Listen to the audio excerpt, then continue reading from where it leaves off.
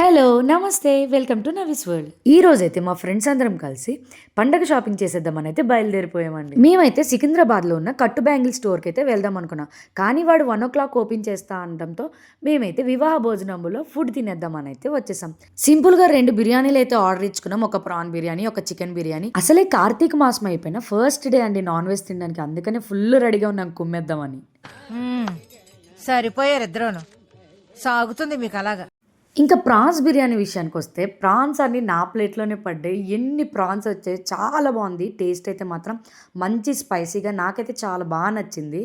Non వెజ్లో ఎన్నో items ఉంటాయి అబ్బా, కానీ ఆ బిర్యానీ తింటేనే ఉంటుంది కడుపు నిండా తిన్నట్టు అనిపిస్తుంది. షాపింగ్ చేయాలంటే ఫుల్ ఎనర్జీ ఉండాలి కదా, అందుకనే మేమైతే కడుపు నిండా ఫస్ట్ అయితే తినేసాము. తర్వాత అయితే అక్కడి నుంచి స్టార్ట్ అయిపోయి బ్యాంగిల్ స్టోర్కి అయితే వెళ్ళిపోయాము.